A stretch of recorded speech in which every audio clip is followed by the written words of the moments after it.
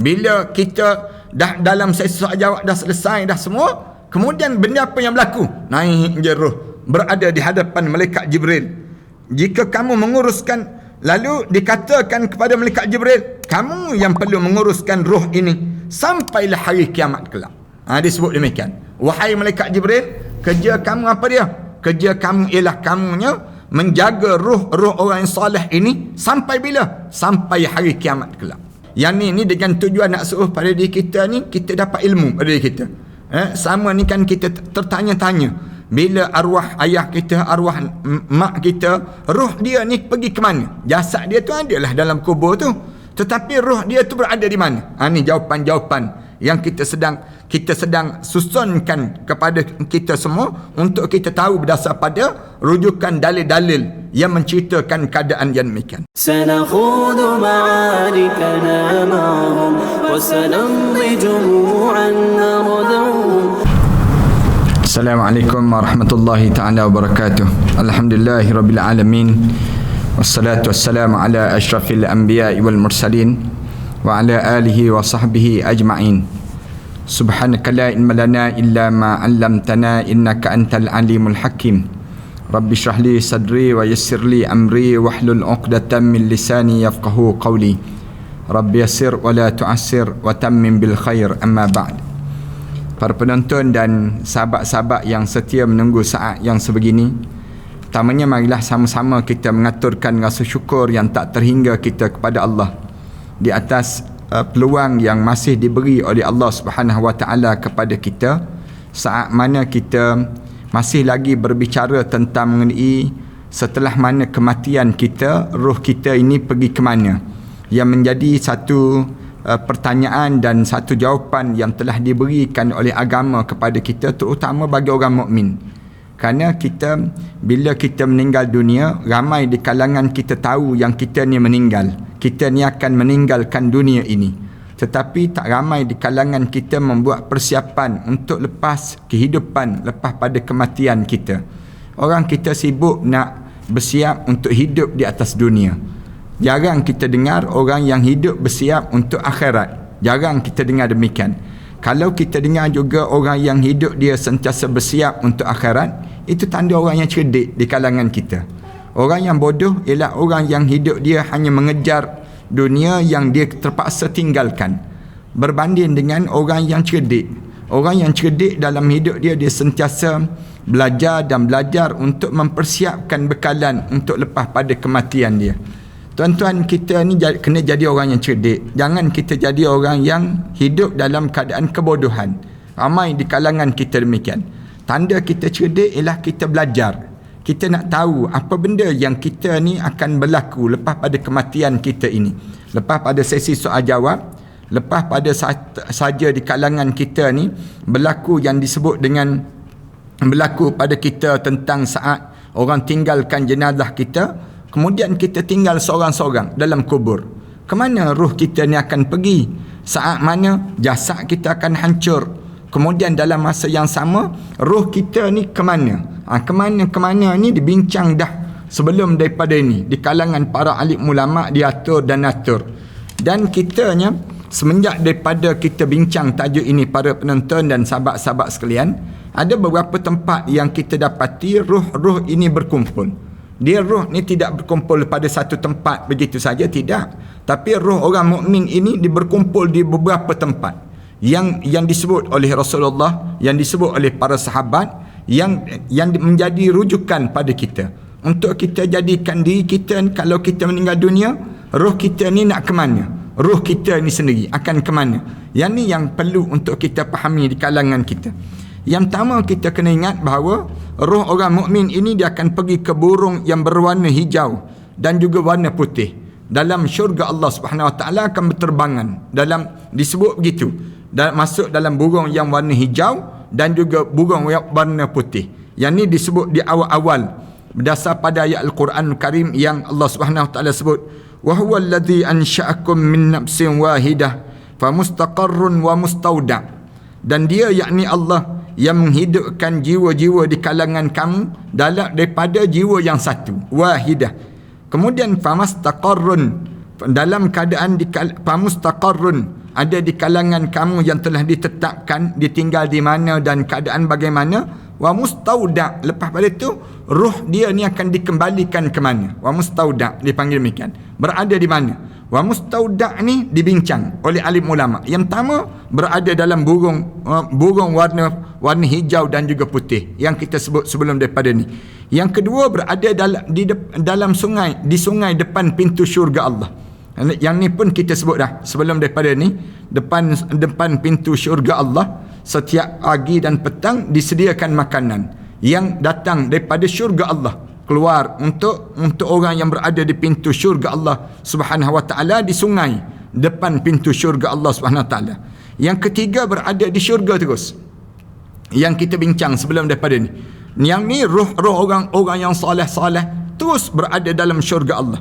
Yang keempat, dihinggap di dahan-dahan pohon di dalam syurga. Yang ni di antara roh orang mukmin ni, dia masuk di dalam burung tu hinggap di dahan-dahan dalam syurga, bergerak sampai berlaku hari kiamat. Kemudian roh ini dimasukkan dalam jasad yang baru. Yang keadaan kita bila kita meninggal dunia itu sendiri. Kemudian yang kelima, roh ni ke mana? Roh kita ni akan ke mana? Yang kelima, masing-masing akan saling mengunjung, menziarahi di antara satu sama lain. Ni roh-roh orang mukmin ni bergerak, jalan, jumpa roh orang ni, jumpa dengan roh orang ni, sentiasa hidup dalam keadaan mengunjung. 5. Yang keenam, dia berjalan-jalan dalam syurga. Roh orang mukmin ni berjalan dalam syurga. Bila berlaku hari kiamat, kemudian dikembalikan balik roh mereka dalam jasad. Yang ni pun kita dah sebut berdasar pada dalil-dalil yang sebelum daripada ni yang kita bicarakan. Yang ketujuh, roh ini bersama dengan Nabi Ibrahim AS. Roh siapa bersama dengan Nabi Ibrahim AS ni? Roh anak-anak kecil yang meninggal dunia yang bersama dengan Nabi Ibrahim AS. Yang ni roh-roh orang mukmin. Bila mereka anak-anak kecil ni, bila mereka meninggal dunia, mereka diasuh dan dijaga oleh Nabi Ibrahim AS. Sampailah berlaku hari kiamat, mereka akan sibuk cari balik mana mak dan ayah masing-masing ini sendiri. Yang ni pun kita dah sebut sebelum daripada ni. Kemudian roh bersama dengan dalam syurga ada sepohon pokok tuba. Pokok tuba ini, pohon yang berada dalam pokok tuba ini, di mana roh orang mukmin tu berada di bawah pohon-pohon tersebut dalam syurga Allah Subhanahu Wa Taala. Dan yang kesembilan pada malam ini insya-Allah kita akan sebut yang kesembilan. Roh orang mukmin ini berada di mana? Berada di yang disebut dengan di langit, lapisan langit yang ketujuh. Lapisan langit yang ketujuh. Walaupun hadis ni dengan sanad dhaif daripada Abu Hurairah disebut bahawa Rasulullah sallallahu alaihi wasallam bersabda, sesungguhnya arwah orang yang beriman itu berada di langit lapisan yang ketujuh. Mereka melihat ke tempat tinggal mereka dalam syurga Allah Subhanahu Wa Taala. Hadis ini diriwayatkan oleh Abu Nuaim, menggambarkan tentang mengenai orang yang roh-roh orang mukmin ni yang kesembilan berada di lapisan langit yang ketujuh. Macam mana keadaan ini wallahu alam. Tapi roh orang mukmin ni yang pentingnya dia jadi mukmin. Tak kira lah dia berada dalam kelompok mana, berada dalam suasana yang bagaimana. Suasana yang bagaimana ni yang perlu dipahami di kalangan kitanya, di tempat-tempat yang berada dalam syurga Allah Subhanahu Wa Taala. Ini lapisan langit yang ketujuh di kalangan mereka sebut. Abu Nuaim menuturkan riwayat daripada Wahib Ibn Munabbih. Dia berkata, sesungguhnya Allah mempunyai satu rumah di langit lapisan yang ketujuh yang dinamakan dengan Bayda, yang dinamakan dengan istana Bayda. Di dalamnya berkumpul roh-roh orang yang beriman. Jika ada penghuni dunia yang meninggal, arwah-arwah roh-roh akan menemuinya untuk menanyakan padanya khabar berita mengenai dunia. Dipanggil Bayda, tempat sebut putih, kawasan yang putih, rumah putih. Sebagaimana orang yang hilang bertanya pada anggota keluarga jika telah kembali ke rumahnya. Itu cara demikian. Masing-masing roh ini berada di lapisan langit yang ketujuh itu, dan ada istana yang Allah sediakan untuk dimasukkan roh-roh orang yang soleh.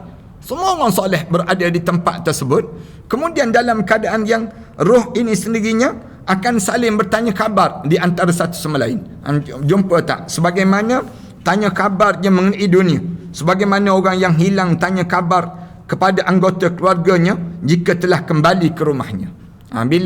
Bila orang yang dia balik ke rumah dia tanya orang tu macam mana, orang hilang bila dia balik ke rumah dia tanya orang tu macam mana, dia tanya kabar. Lama dah dia hilang.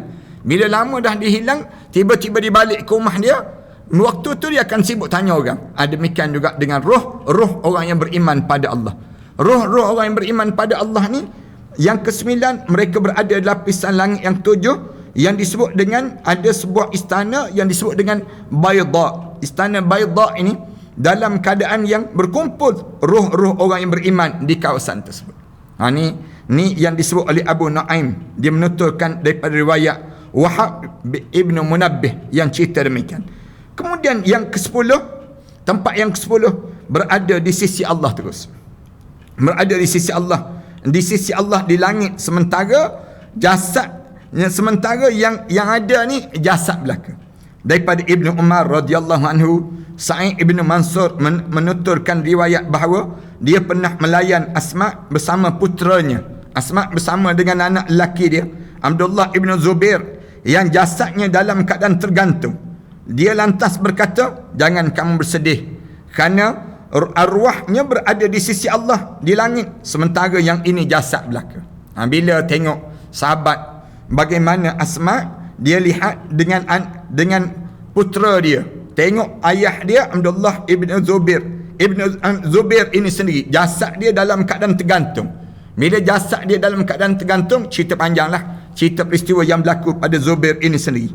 Lalu dalam Asma melayan putera dia kata, jangan risau, roh dia berada di sisi Allah. Manakala yang kamu tengok, wahai anakku Abdullah, yang kamu tengok jasad ayah ni jasad semata-mata, tapi yang utama roh berada di sisi Allah Subhanahu wa taala. Katanya Asma disebut demikian.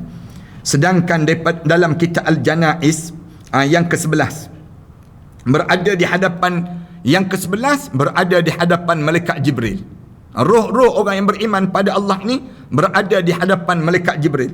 Yang ni disebut oleh Al-Mawarzi menuturkan riwayat daripada Ibnu Abbas, Ibnu Al-Muttalib, dia mengatakan roh-roh orang yang beriman itu diangkat ke hadapan Jibril. Bila kita dah dalam sesi soal jawab dah selesai dah semua, kemudian benda apa yang berlaku? Naik je roh berada di hadapan malaikat Jibril. Jika kamu menguruskan, lalu dikatakan kepada malaikat Jibril, kamu yang perlu menguruskan roh ini sampailah hari kiamat kelak. Disebut demikian. Wahai malaikat Jibril, kerja kamu apa dia? Kerja kamu ialah kamunya menjaga roh-roh orang yang soleh ini sampai bila? Sampai hari kiamat kelak. Sebab tu tuan-tuan, saya sebut malam-malam sebegini, saya cerita yang ni dengan tujuan nak suruh pada diri kita ni, kita dapat ilmu pada diri kita. Sama ni kan kita tertanya-tanya, bila arwah ayah kita, arwah mak kita, roh dia ni pergi ke mana? Jasad dia tu adalah dalam kubur tu, tetapi roh dia tu berada di mana? Ni jawapan-jawapan yang kita sedang susunkan kepada kita semua untuk kita tahu berdasar pada rujukan dalil-dalil yang menceritakan keadaan yang demikian. Kemudian yang ke-12, di mana mereka roh-roh ini berada di antara langit dan juga bumi. Ni tempat yang diletakkan roh-roh orang yang saleh. Roh-roh orang yang saleh ni berada di mana? Di antara langit dan juga bumi. Tergantung ni dalam keadaan yang mereka bahagia. Roh mereka ni dalam keadaan tenang dan aman damai. Sa'id ibn Mansur dan juga Ibn Jarir At-Tabari menuturkan riwayat daripada Mughirah ibn Abdurrahman. Dia menceritakan bahawa Salman Al-Farisi pernah bertemu dengan Abdullah ibn Salam. Ini cerita lebih kurang yang kita cerita pada sebelum daripada ni. Salman Al-Farisi dia berjumpa dengan Abdullah bin Salam. Dua-dua ni di antara sahabat yang hebat, dipanggil demikian. Kemudian lalu Salman berkata kepada dia, jika kamu mati lebih awal daripada aku, wahai Salman, katanya Salman sebut pada Abdullah bin Salam, kalau kamu meninggal dunia lebih awal daripada aku, tolong beritahu pada aku apa yang kamu akan alami. Sebaliknya, jika aku meninggal lebih awal daripada kamu, aku akan cerita kepada kamu apa yang akan aku alami juga. Katanya Salman Al-Farisi, dia sebut kepada Abdullah bin Salam, Abdullah bin Salam ni ketua pemuka Yahudi sebelum daripada dia masuk Islam. Tapi bila dia kenal betul-betul, Rasulullah boleh jawab pertanyaan dia masuk Islam. Abdullah bin Salam. Cerita panjang juga tentang Abdullah bin Salam. Walaupun sekalipun dia hanya Salman Al-Farisi disebut pada Abdullah bin Salam. Kalau kamu meninggal dunia dahulu, kamu mati, kamu tolong cerita pada aku. Kemudian kalau aku mati dulu, Salman Al-Farisi disebut pada Abdullah bin Salam, aku masuk kubur, aku akan cerita pada kamu tentang bagaimana keadaan kubur ini. Dia sebut demikian. Lalu Abdullah bin Salam ni tanya balik, bagaimana kamu nak cerita pada aku sedangkan kamu dah meninggal? Macam mana kamu nak cerita pada aku sedangkan kamu sudah meninggal? Katanya aku, macam mana boleh terjadi ataupun aku nak cerita pada kamu sedangkan aku dah meninggal? Aku nak cerita macam mana pada kamu?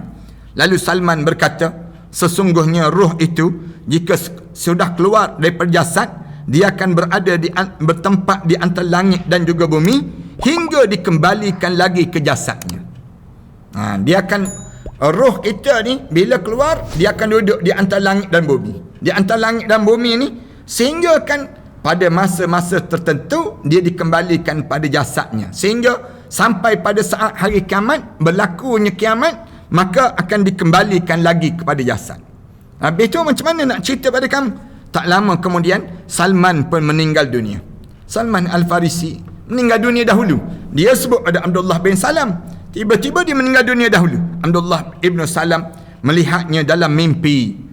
Lalu diceritakan balik macam mana keadaan pada dia melalui mimpi. Dan dia bertanya, beritahu kepadaku apa hal yang paling baik yang telah kamu dapat dalam perjalanan kematian kamu. Benda apa yang kamu dapat daripada kematian kamu ini? Dia jadi demikian. Lalu Salman Al-Farisi dia pun jawab dalam mimpi pada Abdullah bin Salam. Padahal Salman Al-Farisi dia pesan pada Abdullah bin Salam. Tiba-tiba Salman Al-Farisi mati dulu. Lalu dalam mimpi Abdullah bin Salam jumpa dengan Salman Al-Farisi. Masing-masing telah berjanji ni. Lalu dia tanya, yang kamu dapat jumpa apa dengan kematian kamu, lepas pada kematian kamu? Lalu Salman menjawab, aku mendapatkan tawakal, merupakan suatu perkara yang menakjubkan lepas pada kematian ini. Maknanya Salman Al-Farisi kata, benda yang hebat lepas pada saat mana kematian tu, pergantungan kuat kepada Allah. Gantung kuat pada Allah ni benda yang menakjubkan. Maknanya hidup kita ni tak usah bergantunglah pada duit. Tak payah bergantunglah dengan apa dia, dengan yang namakan dengan harta benda, pangkat, keturunan. Tak payah. Yang kamu kena hidup bergantung kepada Allah. Hidup ni jangan kita kuat bergantung dengan harta, jangan bergantung dengan nama, jangan. Saya tengok ramai dah orang yang ada jawatan, kedudukan pada dia, bila dia mati hampir je pada diri dia. Itu bahasa yang kita nak sebut demikian. Kerana bila dia mati, siapa yang datang? Siapa yang datang ziarah jenazah dia? Yang ni perlu kita perhati. Kalau yang datang tu orang-orang yang soleh-soleh, yang baik-baik yang datang ziarah kematian dia, menandakan dia ni ada kebaikan pada dia. Tapi kalau yang bila dia dimati, tiba-tiba orang tak peduli, mayat dia pun orang tak begitu je, jawatan dia besar, kedudukan dia besar, tiba bila dia mati, orang tak ambil berat pun terhadap mati dia tu. Bila nak kena ke bumi, lusa. Orang sebut demikian. Tak apalah, lusa pun lusa lah. Ni maknanya tanda dia ni tak ada manfaat, dia panggil. Orang yang jenis demikian. Orang tanya, macam mana nak urus ni? Entahlah, tak tahu macam mana nak urus. Maknanya orang ni dalam keadaan yang namakan dengan keadaan pada diri dianya, orang yang suasana pada diri dia dalam keadaan yang dianya tak bersiap untuk dia menghadap di hadapan Allah Subhanahu wa taala. Ini kena faham pada diri kita ni. Sementara Ibn Al-Mubarak dalam kitab Az-Zuhdi dan juga At-Tirmizi dalam kitab Nawadil Usul, Ibn Abi Ad-Dunya dan juga Ibn Mundah menunturkan riwayat daripada Sa'id Ibn Al-Musayyab yang bersumber daripada Salman. Dia berkata, sesungguhnya ruh-ruh orang yang beriman itu berada di alam barzah. Ada yang sebut ruh-ruh orang yang beriman ni kekal dalam barzah tersebut. Berkekal di alam barzah. Arwah itu dapat pergi ke mana-mana sahaja yang mereka kendaki, sedangkan arwah orang kafir berada dalam neraka Sijjin. Na'udzubillah min dzalik.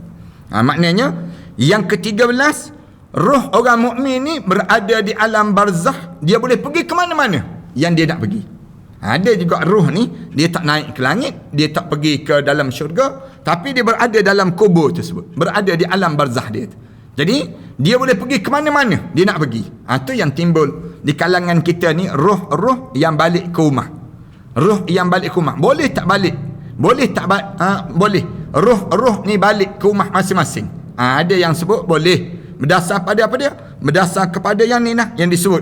Bila meninggal dunia, ada roh yang Allah tak angkat naik ke atas. Tetapi Allah biarkan roh itu berada dalam kubur. Berada dalam kubur. Dan dia boleh pergi ke mana saja dia nak pergi. Akhirnya di antaranya, dia balik ke rumah dia, melihat keadaan keluarga dia dan apa yang sedang berlaku dalam kekeluargaan dia itu sendiri. Ibnu Abi Ad-Dunya menuturkan riwayat daripada Malik Ibnu Anas. Dia mengatakan, pernah sampai berita kepadaku bahawa arwah roh orang yang beriman itu diperintahkan untuk pergi ke mana saja dia suka. Roh-roh ni dia pergi ke mana dia nak pergi. Tapi dia tak pergi tempat yang maksiat lah. Dia akan pergi tempat-tempat yang taat pada Allah Subhanahu Wa Taala. Roh orang yang jadi demikian. Kemudian yang ke-14. Ke mana roh ni pergi? Tempat dia dalam keadaan yang tempat dia pergi ke tempat orang-orang mukmin, roh-roh mukmin yang soleh sedang berbincang-bincang.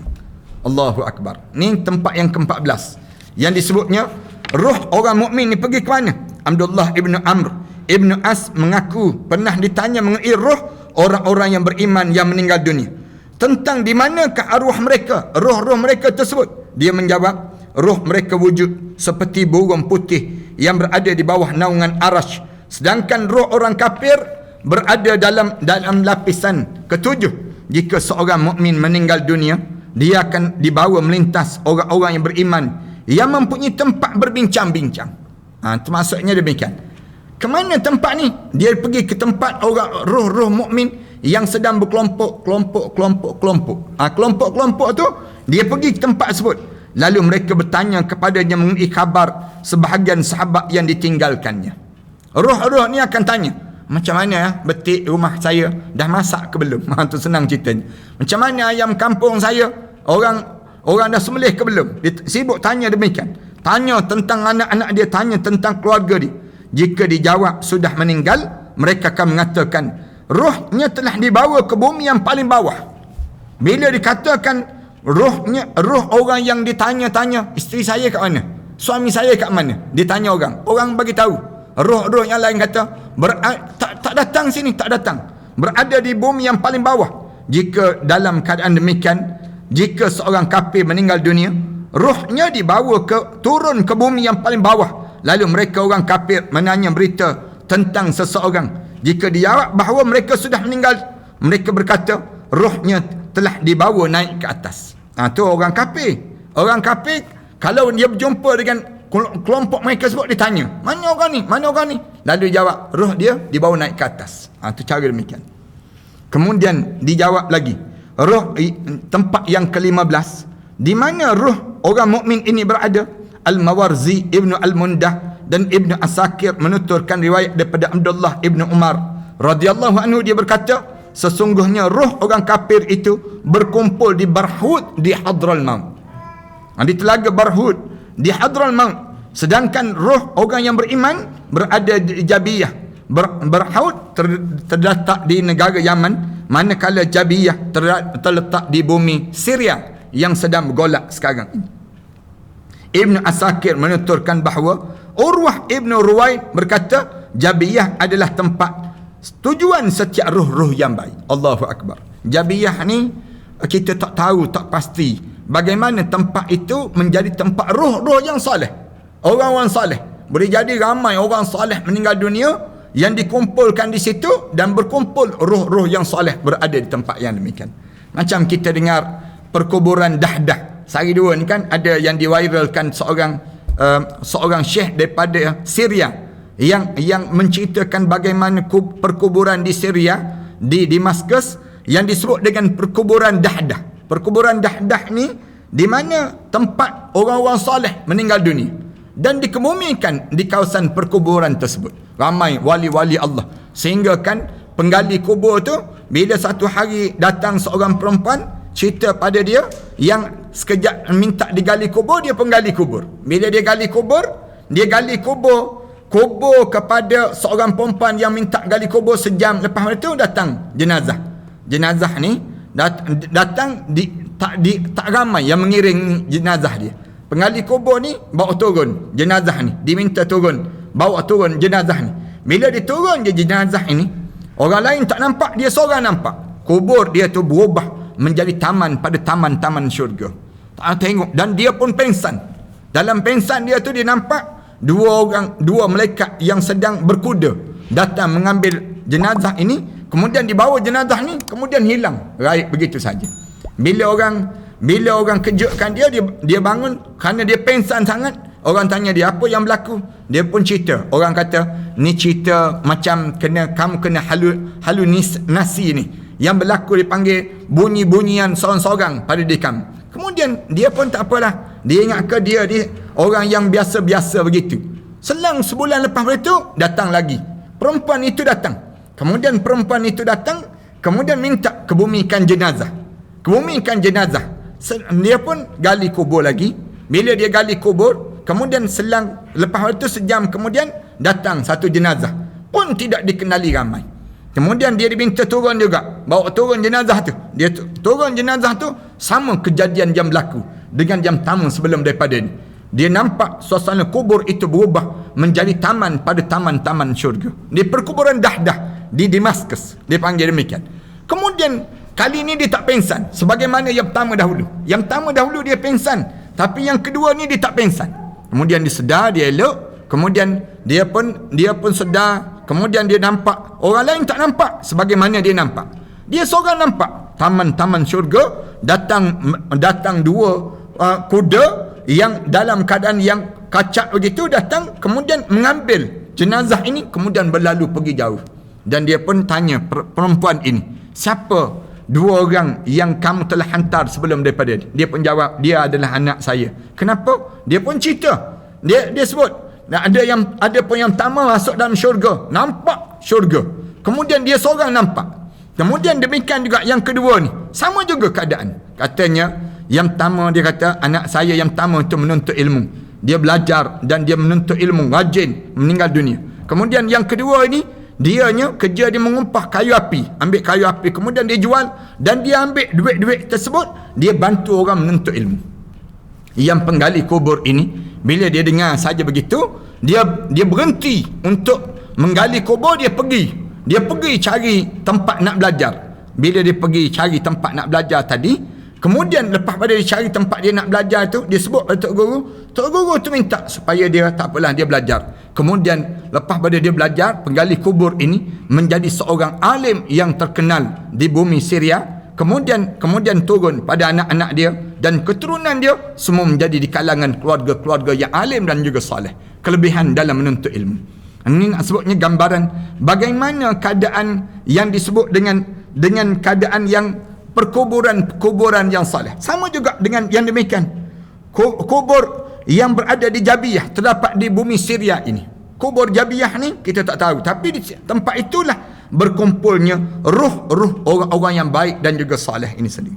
Kemudian yang ke-16 kat mana? Ali bin Ibn Abi Talib karramallahu wajhah, sebagaimana dituturkan oleh Abu Bakar An-Najjar, mengatakan sebaik-baik lembah manusia adalah lembah Makkah. Baik-baik lembah manusia, lembah Makkah. Seburuk-buruk lembah manusia adalah lembah Al-Ahqaf. Satu lembah yang terdapat di Hadraul Maut, yang namakan dengan Barhud. Di dalamnya berkumpul ruh-ruh orang kafir. Allahu Akbar. Disebut demikian. Yang ke-16-nya ialah yang disebut dengan tempat orang-orang mukmin, yang ruh-ruh yang saleh berkumpul kat mana? Di lembah Mekah. Ini setengah alim ulama sebut demikian. Kemudian yang ke-17, di mana ruh-ruh yang berkumpul ini? Ibnu Abi Ad-Dunya juga menuturkan riwayat daripada Ali Ibnu Abi Talib, mengatakan bahawa ruh-ruh orang yang beriman berkumpul di telaga Zamzam. Di telaga Zamzam. Ini kena ingat betul-betul. Air Zamzam yang kita minum tu, tempat berkumpulnya ruh-ruh orang yang saleh. Sehingga gini, kita merasai bagaimana Allah kurniakan kemukjizatan yang disebut dengan kekaramah, tempat yang disebut dengan air telaga Zam-Zam itu. Berjuta manusia minum, berbilion manusia yang minum. Air itu tak surut, walaupun kedalaman dalam keadaan singkat, tetapi ganjaran yang Allah sediakan itu terlalu besar dalam telaga Zam-Zam ini sendiri. Kemudian disebut lagi yang ke-18, roh berkumpul di Ariha. Ariha ni di mana? Di Palestin. Di mana Al-Hakim dan Ibn Al-Mundah menuturkan riwayat daripada Al-Akhnas, Ibn Khalifah Ad-Dabi, disebut bahawa Ka'ab Al-Habbar pernah mengutuskan seorang kepada Abdullah Ibn Amr radhiyallahu anhu untuk menanyakan roh-roh orang yang beriman di mana mereka berkumpul, juga roh orang yang musyrik di mana mereka berkumpul. Abdullah bin Amr menjawab, roh-roh orang yang beriman itu berkumpul di Ariha, sedangkan roh-roh orang kafir musyrik itu berkumpul di San'a. Disebut San'a di Yaman, manakala yang dinamakan dengan Ariha di Palestin. Itu sebut dipanggil demikian. Dan kemudian yang ke-19, di mana roh berkumpul ini kita sambung pada akan datang nanti insya-Allah. Kita tak payah panjang lah. Yang ni insya-Allah kita akan sebut-sebut ni. Mudah-mudahan roh-roh orang mukmin ini termasuk di kalangan arwah ayah kita, mak kita, arwah datuk nenek moyang kita, di kalangan orang yang saleh insya-Allah. Aku qouli hadza astaghfirullah li wa lakum. Wassalamualaikum warahmatullahi taala wabarakatuh. Terima kasih di atas kesempatan yang baik ini. Tuan-tuan yang belum lagi subscribe, saya harap tuan-tuan tolong sama subscribe pada malam ini. Ustaz, bagaimana keadaan roh para Nabi? Adakah sama dengan roh orang yang beriman? Tak sama. Roh para Nabi berada pada tempat Illiyin yang tertinggi. Manakala roh orang yang beriman berada berbeza-beza tadi. Tempat yang kita sebut sebentar tadi. Itu keadaan-keadaan yang berlaku. Kemudian ada lagi pertanyaan yang ditanya oleh sahabat-sahabat ini sendiri. Ya, ada catatan. Terima kasih atas catatan sahabat. Assalamualaikum Ustaz. Roh orang yang munafik bagaimana ya Ustaz? Muhammad Hanis Faris. Roh orang munafik tertanam di dalam bumi ini sedalam 7 petala bumi, dalam keadaan yang terseksa pada mereka sampailah berlakunya kiamat. Mudah-mudahan Allah Subhanahu Wa Taala samakan kita daripada orang munafik, insya-Allah. Tak ada soalan lagi dah. Alhamdulillah. Mudah-mudahan sahabat-sahabat boleh faham. Saya harap supaya sahabat-sahabat pakat-pakat share, pakat-pakat di kalangan kita tolong like dalam Instagram, dan juga dalam di kalangan kita yang dalam subscribe, tolong subscribe di kalangan kita ni sendiri. Selimut Putih tanya, Assalamualaikum Ustaz yang dimuliakan, nak tanya, boleh di akhir sujud rakaat terakhir kita membaca doa Nabi Yunus lepas kita membaca bacaan sujud? Boleh, tak jangan salah. Bila kita habis fil alamina innaka hamidum majid, ataupun kita subhana rabbiyal a'la wa bihamdihi tu kita sebut la ilaha illa anta subhanaka inni kuntu minaz zalimin. Normah Yusuf tanya, Ustaz saya nak tanya, saya kerap mimpi nampak ayat suci di langit dan juga pernah nampak nama Muhammad. Apakah maknanya ya Ustaz? Mudah-mudahan Allah menunjukkan jalan yang baik dalam kehidupan kalian. Ini mimpi-mimpi yang begitu nak mengajar pada kita supaya kita banyakkan pada diri kita ni untuk kita merenung terhadap Al-Quran Karim, tengok dan mentadabbur Al-Quran Karim. Zazlina Muhammad Rohani, Assalamualaikum Ustaz, adakah benar roh orang yang meninggal berada di Lauh Mahfuz? Tak benar, tak semuanya begitu. Tak semuanya begitu. Kita dah sebut dah, roh-roh tadi berbeza-beza tempat yang berada pada mereka sebut, berdasar pada amalan waktu mana mereka hidup di atas dunia ini. Assalamualaikum Ustaz. Shanas Balqis Erdin tanya, Waalaikumsalam, boleh ke kita sedekah amal baik seperti menolong orang pada orang yang sudah meninggal dunia?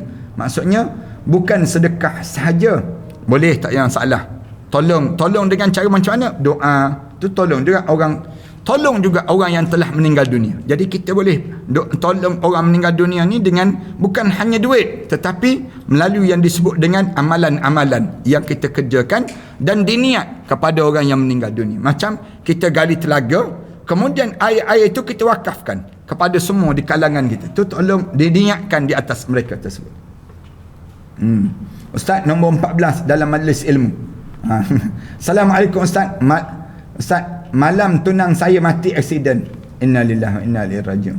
Saya mimpi roh dia baik. Roh dia balik bagi tahu dia pergi dulu. And masalahnya, masalah kita dia yang akan menghadap Allah. Siapa hari ni saya, sampai hari ni saya terfikir apa maksud dia ustaz. Ni masalah kita, dia yang akan menghadap depan Allah. And masalah kita dan dia akan menghadap depan Allah. Boleh jadi kita ada kesilapan dan kita lakukan. Tolong kita banyakkan bertaubat dan istighfar. Mudah-mudahan Allah jadikan kebaikan dalam keadaan demikian. Salam ustaz, derma untuk komputer macam mana? Tak berapa clear tadi.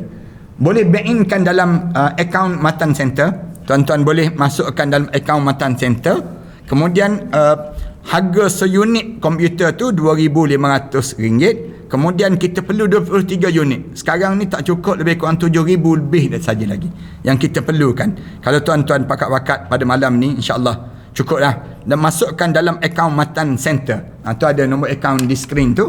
Tuan-tuan boleh terus ke dalam akaun, sama ada Maybank ataupun Bank Islam ataupun CIMB Bank. Terus maklumkan pada talian 019 258 2290. Tuan-tuan maklumkan. Lepas pada bank in tu, maklumkan terus 019 258 2290. Atau melalui online pun boleh. Tuan-tuan mudah untuk perkara demikian, insya-Allah. Kemudian ustaz, sunat ziarah kubur betul ke hari Khamis, Jumaat dan Sabtu? Roh ada di kubur. Tiap-tiap hari sunat kita ziarah kubur. Dan paling afdal hari Khamis malam Jumaat. Betul lah, di masa-masa tersebut. Tu dan kita dapat dipanggil demikian. Ustaz, di alam barzah nanti boleh jumpa Rasulullah tak? Boleh. Boleh. Setelah mana kita menjadi seorang mukmin, masuk je dalam kubur, kita akan ditunjuk. Lepas pada soalan ma rabbuka, ditunjuk terus man hadzal rajul, siapa lelaki ini. Jumpa terus dengan roh Rasulullah sallallahu alaihi wasallam dan kita bertemu dengan mereka-mereka demikian. Assalamualaikum ustaz, apa maksud mimpi nampak kain putih saja di atas katil arwah ibu saya? Mudah-mudahan Allah Subhanahu wa taala mengampuni dosa-dosa yang dilakukan oleh arwah ibu kalian. Kemudian assalamualaikum ustaz, apa amalan yang hari-hari kita buat agar roh kita esok termasuk dalam kalangan orang yang beriman? Berzikir dan bertaubat pada Allah. Buat tiap-tiap hari, insya-Allah. Berzikir dan bertaubat, zikir dan taubat, dia akan termasuk di kalangan orang yang beriman, insya-Allah. Kedai kain langsir hidayah. Jangan sibuk dengan kain langsir je, tak berzikir kita, rugi kita. Assalamualaikum ustaz, Sabrina Zubair tanya. Ustaz, macam mana kita nak tahu amalan-amalan kita diterima oleh Allah Taala? Kita rasa nikmat dalam kita melaksanakan ibadah pada Allah. Bila kita beribadah pada Allah, kita rasa semakin nikmat dan kita semakin rasa seronok dengan apa yang kita lakukan. InsyaAllah, mudah-mudahan Allah jadikan kebaikan dalam pertemuan kita ini dan Allah masukkan kita di kalangan hamba Allah yang saleh. A'udzubillahi minasyaitanirrajim. Bismillahirrahmanirrahim. Alhamdulillahirabbil alamin. Wassalatu wassalamu ala asyrafil anbiya'i wal mursalin wa ala alihi wa sahbihi ajma'in. Rabbana iftah bainana wa baina qaumina bil haqq wa anta khairul fatihin. Rabbana hab lana min azwajina wa dhurriyyatina qurrata a'yun waj'alna lil muttaqina imama. Rabbana atina fid dunya hasanah wa fil akhirati hasanah wa qina adzaban nar. Alhamdulillahirabbil alamin. سنخوض معاركنا معهم وسنمضي جموعا نردعهم ونعيد الحق المغتصب وبكل القوة ندفعهم وبكل القوة ندفعهم. سنخوض معاركنا معهم وسنمضي جموعا نردعهم ونعيد الحق المغتصب وبكل القوة ندفعهم وبكل القوة ندفعهم.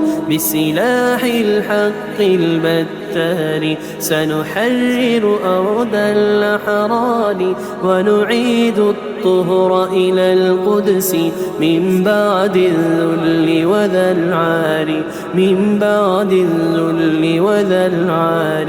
سنخوض معاركنا معهم وسنمضي جموعا نردعهم ونعيد الحق المغتصب وبكل القوة ندفعهم وبكل القوة ندفعهم وسنمضي ندك معاقلهم بدبيل دام يقلقهم وسنمحو العار بأيدينا وبكل القوة نردعهم وبكل القوة نردعهم سنخوض معاركنا معهم وسنمضي جموعا نردعهم ونعيد الحق المغتصب وبكل القوة ندفعهم وبكل القوة ندفعهم لن نرضى بجزء